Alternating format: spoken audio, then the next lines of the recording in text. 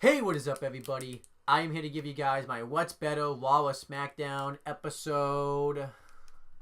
I didn't look this up ahead of it. I think it's 37, but let me just check because I'm right at my videos on this channel, so let me just make sure I'm right. And it's 30. No, I was wrong. It's What's Better Raw or SmackDown episode 38. But obviously, you guys are gonna know from the title down below. So let me just kind of start off by talking about Raw first. Raw took place on August 28th, 2017, and we had Michael Cole, Corey Graves, and Jerry the King Lawler on commentary. Booker T was in Texas because of the hurricanes going on, which I wish everybody the best that's dealing with that. Because I got some family that lives down there and stuff, and I hope they're doing well. So they had Lawler fill in for him, which kind of was convenient since they were in Memphis, Tennessee. It starts off with some YouTube exclusive, like WWE.com exclusive, wherever you watch it off of. Kathy Kelly hosted a thing talking about 5 things you needed to know before watching Raw tonight. Mike Rome announced on YouTube later on in another video that John Cena versus Roman Reigns is happening at No Mercy. I fucking hate the fact that this match is happening at No Mercy. Why do they gotta throw away this match at No Mercy when this match should be done at WrestleMania? They really could have slow played this so much, but the WWE decided to rush this. This is an example that the WWE doesn't have long-term booking anymore, and they just rather shoehorn this right away. This should be happening at WrestleMania, and you could say, well, I should be happy I'm getting this match, but WrestleMania is the place to do this. You have John Cena, who's been the face of the WWE for well over a decade, and you have Roman Reigns, who is pretty much the next face of the company. It only made sense. It's a big money match. Why save it? Why throw it away at No Mercy when you can have it at WrestleMania? Who the fuck knows? And I'm quite frankly pissed off that they're giving away this match at No Mercy instead of WrestleMania. You could say, well, you don't like Roman Reigns and you're not a big Cena fan anyways, but I could see where the fucking money can be made, and this match should be happening at WrestleMania. It really should be. I was just testing out the lighting, but it's better with the light on. Alright, then Enzo Amore gets his way in for the Cruiserweight division. We had Kurt Angle, Grand Metalik, Cedric Alexander, Tony Nese, and Drew Gulak backstage kind of watching. And, Enzo has all his weight get taken off. He shows money from when he bet on Floyd Mayweather to defeat Conor McGregor in the fight, which I thought was kind of funny. And, he makes weight limit, which we all know he was going to. And then Noam Dar comes up and challenges him to a match. I thought that segment was actually pretty decent, though. But I'm getting sick of Enzo Amore, so... And then we had the actual starting of Raw itself. The Miz, Charles, and Maurice were in the ring. Before The Miz can say anything, Kurt Angle comes out and interrupts him. And he says that, I know you're going to talk about how the Intercontinental Championship hasn't been utilized to its potential. The Miz says, before I was rudely interrupted, respect is earned. It is a word where someone shows you appreciation. And he feels like that him and the Intercontinental title hasn't been appreciated. So Kurt Angle announces that the Intercontinental Championship is going to be defended at No Mercy, but it's also going to be defended next week on Raw, where The Miz is going to defend his title against the winner of this 15-man battle royal, which Miz wasn't happy with. And we had the people in this battle royal. It was Bo Dallas, Curtis Axel. Let me see if I can name all the participants.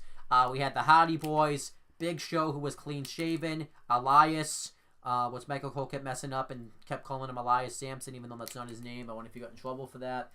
Who else was in there? Finn Balor, Jason Jordan, Kalisto, Kurt Hawkins, Luke Gallows, and Carl Anderson.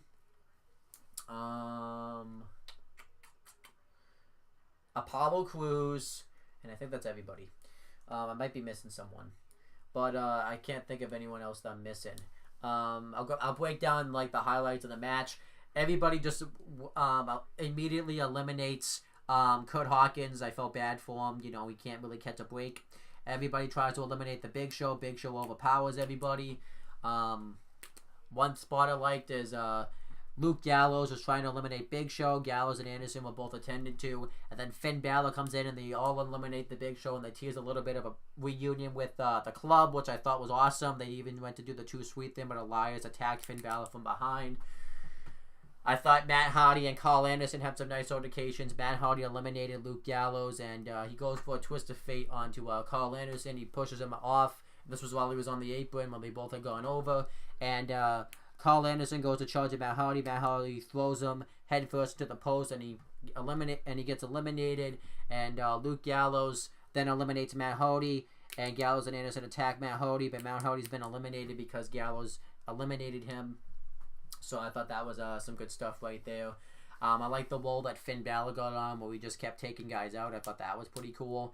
And then obviously we have the thing I didn't like was when Bray Wyatt's thing goes off and he teleports to the ring and he eliminates Finn Balor and then he teleports out of the ring. It was stupid. That's the fact that they're going to continue this Bray Wyatt Finn Balor dude is fucking stupid, and I think that's awful. Another highlight I actually forgot as well, the referees were dealing with Matt Hardy, Gallows, and Anderson. Miz came in and made the save and attacked Balor and Hardy to prevent Bo Dallas from getting eliminated. Jason Jordan went on a little bit of a roll. He eliminated both Bo Dallas and Curtis Axel, who was a member of the Miz's Miztourage. And then the final three were Elias, Jason Jordan, and Jeff Hardy. Jason Jordan eliminates Elias, and Jeff Hardy then eliminates Jason Jordan immediately, and Jeff Hardy actually wins the Battle Royal, which I didn't see coming. I thought they were going to give it to Finn Balor or Jason Jordan and have them go for the title, and whoever got the shot but didn't win the title would face Miz at No Mercy. But Miz versus Jeff Hardy, I'm down with that match, and I can't wait to see it. Then later on, the Miz and the Miztourage and Maurice get interviewed by Renee Young backstage, and she's wondering why he doesn't like this match. And they claim that Jeff Hardy didn't earn it because he didn't pin anybody to win this match, and then they leave. Overall, good promo. I can't wait to see Miz versus Hardy next week. And then we had it was the next match. It was Enzo Amore versus Noam Dar. Enzo Amore comes out, cuts the same promo he always cuts. He cuts a promo on Big Cass, talking about how how he got exactly what he deserved when he messed with them, even though he was getting his ass kicked throughout half that match. I thought that was pretty stupid for him to say that. And then he talks about how he's the best high-flying cruiserweight ever. He introduces Noam Dar, and they have a pretty bad match, actually. One thing about Enzo Amore is now that he's in the cruiserweight division, he's actually going to have to wrestle more matches, and these matches are terrible. And Enzo beats Noam Dar with eat defeat. And afterwards, Neville gets interviewed, who was watching backstage, and it said that Enzo Amore is supposed to be competition to him. Then I guess he's going to be Cruiserweight Champion for a very, very long time. How you doing? Which is pretty accurate. Then, I believe the next match was... I'm trying to remember what it was. Fuck, I don't remember.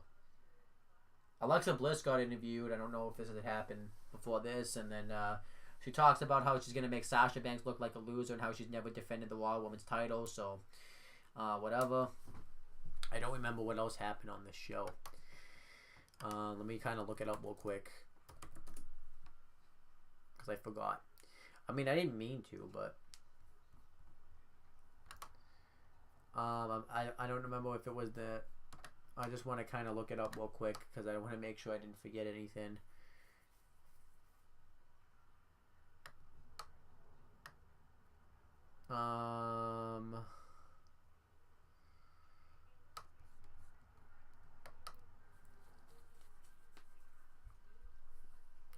Because I haven't, it's been a little while since I've seen this show, and I didn't write anything down, so I want to make sure I didn't forget anything. Come on. Alright, so yeah, the next segment is Brock Lesnar and Paul Heyman come out to address Braun Strowman, and they actually put him over. They talk about how he's destroyed Brock Lesnar, but how he thought that Brock Lesnar was ducking him, and anything he's not. He wanted to face Braun Strowman for the Universal title. and Paul Heyman goes to continue and talk about what he's gonna do, and then Brock Lesnar gets the mic and he says what he's trying to say is Suplex City, bitch, and then that was it. No Braun Strowman on the show. I thought that was awful. I thought that was a bad decision. I think he should have been on the show, but I still can't wait to see this match. It's kind of a shame that the Roman Reigns and John Cena match is happening on the show, on the same show, because I think this match is going to get overshadowed. I think this makes this match a little bit more predictable, because I think it's kind of obvious now that Lesnar may retain his title, since they want to probably go with their plan to have Roman Reigns dethrone Lesnar, which everyone's going to hate. Then we had the next match. It was Cesaro versus Seth Rollins. Cesaro had Sheamus ringside. Rollins had Dean Ambrose ringside. Overall, this was a good match here. Sheamus runs interference on the outside. Cesaro beats Rollins with an uppercut. And afterwards, Sheamus challenges Dean Ambrose to a match. And he accepts. They have a decent match. And, Cesaro tries to interfere. But Seth Rollins prevents him from doing so. He hits and behind the referee's back, he hits a high knee on Sheamus. A dive on Cesaro on the outside. And then Ambrose beats him with dirty deeds. And no one gained any momentum from it, so it was pretty stupid. Then afterwards, Emma's backstage, and she talks about how she started the Women's Revolution. So Mickie James says that if she beats her tonight, then she'll tweet any hashtag that she wants. No, that if Emma beats her tonight, she'll tweet any hashtag that she wants. But if Mickie James wins, she can no longer say that she started the Women's Revolution. Emma beats her, was stupid. And then she gets on the mic and talks about how she started the Women's Revolution. She has awful theme song. She has an awful theme song now, and it was all dumb. And then we had the John Cena Roman Reigns contract signing. This was awesome. This was the best thing on the show. Why didn't this fucking main event? This is the big match at No Mercy they're trying to sell, and it didn't main event. It's bad enough it's not happening at WrestleMania, but it doesn't main event this show. Please. John Cena talks about how he wanted to come to Raw to face Roman Reigns. He signs it. Roman Reigns comes out and says that he doesn't need to fight John Cena. He retired The Undertaker at WrestleMania, and he doesn't need to face Cena. Cena talks about how, what would you need to fight me for? But he says that all Roman Reigns is a John Cena bootlegging, and he's not The Undertaker. He's not an old, crippled, retired, man. He's fat. He's John Cena, which got Cena obviously heat. And they go back and forth. Cena talks about how Roman Reigns has been protected by the corporate, and Roman Reigns talks about how, John Cena also talks about how Roman Reigns can do this better than him part-time. He talks about how when Roman Reigns became United States Champion, he took out as a demotion while Cena elevated it to bring guys like Kevin Owens and AJ Styles into WWE. And he talks about how, everyone says that he buries people, but he's, he hasn't main evented WrestleMania in 5 years, and how he opened the show at SummerSlam, and he says that the fans determine, who gets ahead. Which, John, what about the fucking Nexus? What about Rusev? What about fucking Bray Wyatt? I mean, you can't say you haven't buried people, because you have. I mean, I hate the fact that he says that he hasn't. And then Roman Reigns gets on the mic, talk about how Cena has buried people, how he's going to be damned if he's going to let John Cena come back here part-time and ruin everything for him when he was on the road all the time. And Roman Reigns says that he's going to beat John Cena, and how John Cena is a pathetic part-timer.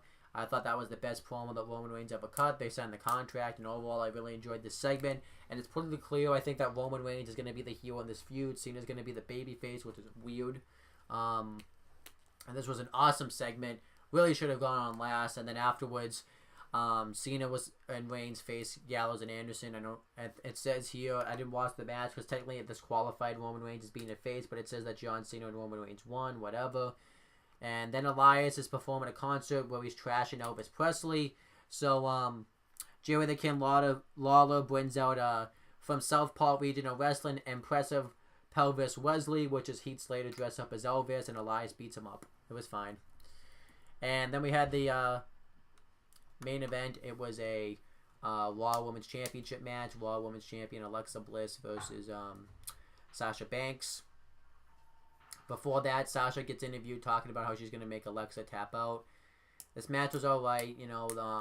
The SummerSlam match I thought was the best match they've had. I think maybe Great Balls of Fire might be a better. I'm not sure. Alexa wins with the DDT. I'm not going to talk about this match because I'm pissed off about one thing. What was the point of putting the Raw Women's title on Sasha Banks just to take it right off of her here? They keep doing this with their titles. They did the same thing with the Cruiserweight title. They do the same thing with the SmackDown tag titles. They did this last year with the Raw Women's title with Sasha Banks as well. They did this also with all their titles pretty much, and it just makes it. I just hate that they hot potato championships now. They did this with the IC title last year. They did this with the NXT title, so I don't like it. And afterwards, Nia Jax lays out Sasha Banks and holds up Alexa on her shoulders, and she just turns on her, drops her, hits like an electric chair, and holds up the Raw Women's title. And if you were just gonna get to if you wanted to just do a match between Alexa and Nia, then why wouldn't you just have Alexa retain at SummerSlam and do this angle at SummerSlam? I think that would have made sense. I don't know why they had to take the Raw Women's title off of Alexa just to put it right back on her 8 days later. It was stupid, and it's a shame.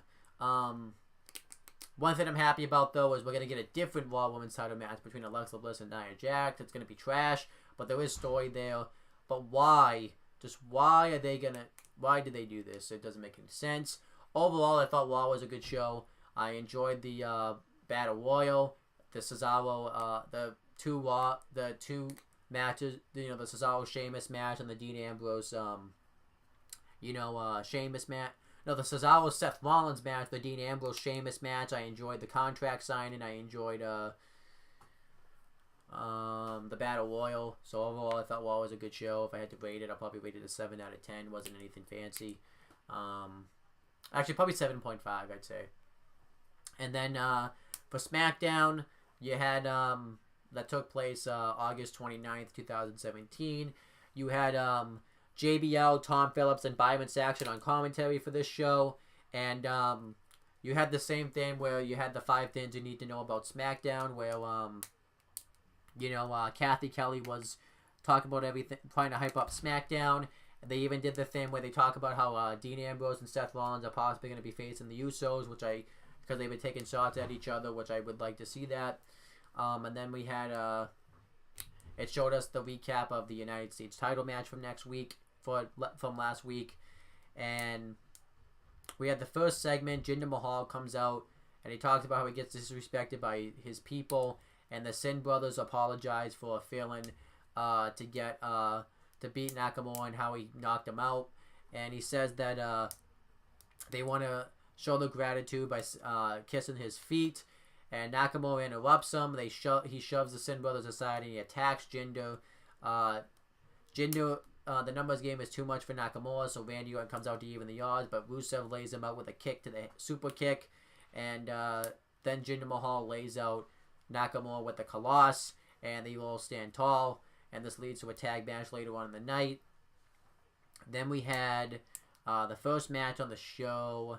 It was... I don't remember what it was, actually. Oh, it was Shelton Benjamin and Chad Gable versus the Ascension. This was Shelton Benjamin's return match. Overall, it was a fine match, and the theme song that Gable and Benjamin came out was generic, but it's not as bad as the theme songs that we've had in the past. And Benjamin and Gable win when Benjamin hits the pay dirt onto, I believe, Connor for the win. Overall, I thought that match was decent. And then... we had the, I don't think this was the next segment, I'm just going off memory, the United States Championship Open Challenge. It was AJ Styles, and he calls out his next Open Challenger. Baron Corbin gets interviewed, and he talks about how he's going to be the next United States Champion, and he talks about how he wants people to stop talking about how he lost his briefcase. And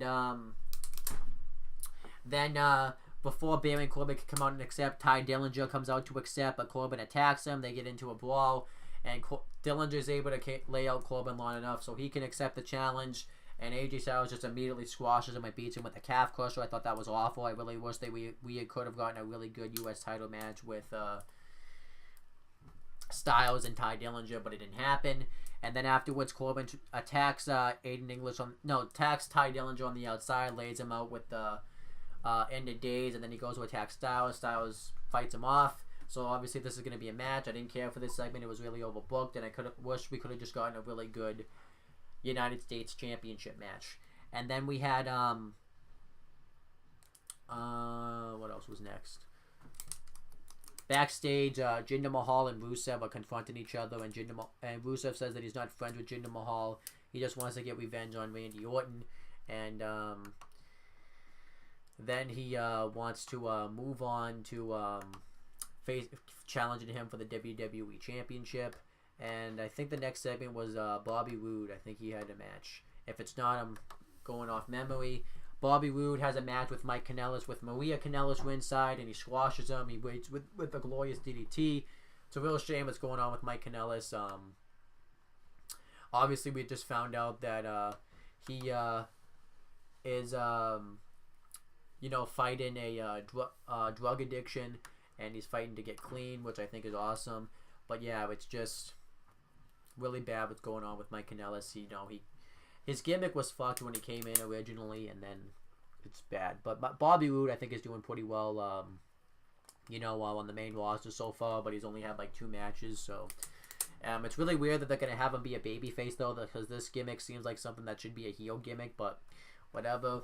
And then Aiden English is in the ring, set to have a match, but Kevin Owens comes out, and he goes off on Shane McMahon, talks about how how he was screwed out of the United States title, how Shane McMahon's an egomaniac, and how a year ago he had won his first world title when he won the WWE Universal Championship, and now he's not even a champion thanks to Shane McMahon.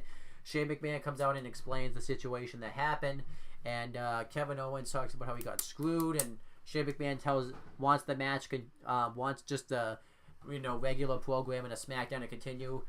So we get Aiden English versus Sami Zayn, and Kevin Owens is on commentary for this match, and Kevin Owens just immediately goes in the ring, and he wants to, and he takes the referee's shirt off, and he makes himself the referee, which I thought was hilarious, and Zayn's like, what are you doing? And Owens lays out Zayn with a pump-up powerbomb. Aiden English covers Sami Zayn. Owens fast counts him for the win, which it wouldn't have mattered because Sami Zayn was laid out with his finish, but whatever.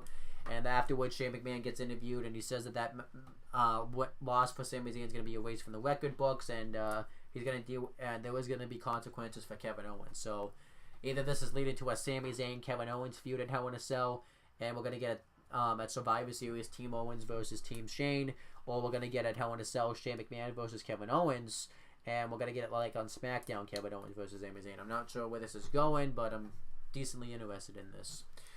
And then we had the Usos versus Kofi Kingston and Big E with Xavier Woods ringside, where whoever wins gets to choose a stipulation for the SmackDown Tag Team Championship rematch. Good match here. Not going to go over the spots because if you've seen this match, you know what happened, and if you've seen all the matches. But one of the Usos rolls up Kingston holding the tights for the win, and they get to pick the stip. I think they're going to probably have their rematch at Hell in a Cell, where it will be a Hell in a Cell match to kind of keep the third guy out, because that would make sense, which is kind of weird that that's going to be used for a babyface team. Tamina squashes a local competitor. I don't even remember her name, but you got a chant. I think her name was like something Stalker. I don't remember what it was. And then the Fashion Files have their segment. I thought that was hilarious. I'm not really going to go into detail about it, but one quote I liked from it was when Tyler Breeze was showing all this stuff to Fandango, and he shows a belt. He's like, is this a title? He's like, no, it's a belt. And then they do it like a flashlight, and they assume Aiden English was the one that attacked them. I'm overall enjoying the Fashion Files, and I'm loving them, and I really hope at WrestleMania 33 Breezango win the SmackDown Tag Team titles. Then we had the main event. It was Shinsuke Nakamura and Randy Orton versus Rusev and Jinder Mahal with the Sin Brothers ringside. Typical tag match. Nakamura beats Rusev with the Team Sasha, giving the win to the team. And before this, we had found out that Randy Orton's going to face Shinsuke Nakamura next week, where the winner is going to face Jinder Mahal for the WWE title. So they have a little face-off, and then Randy Orton hits an RKO on Nakamura out of nowhere, and then that was it.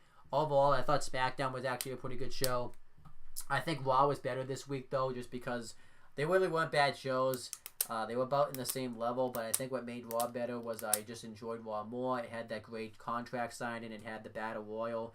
And I thought SmackDown had some weak matches on this show. The best match was the SmackDown well, it was the tag title match between the tag team match between the Usos and the New Day. But other than that, there was really just not that good matches. You know, you had Rude and Mike Kanellis, that was a squash. You had AJ Styles and Ty Dillinger, that was a squash. That really could have been great. The tag and the two tag team matches. You know, the Benjamin and the Chad Gable match. That was just an average match. And then you had the main event that was just a typical thrown together match. You had the Tamina squash I didn't care about. One thing I want to know is why the hell wouldn't they just put Lana back with Rusev? If they were just gonna put her right back in a manager role, that doesn't make any sense. But whatever. But overall, if I had to rate SmackDown, I'll rate it a 7 out of 10. But that's my thoughts on both shows. Thank you guys for watching this video. Please make sure you guys like, comment, and subscribe to this YouTube channel. Make sure you guys do the same thing for my CM Brothers and on the Talking Eater channel. And that's pretty much it, guys. Talk to you later.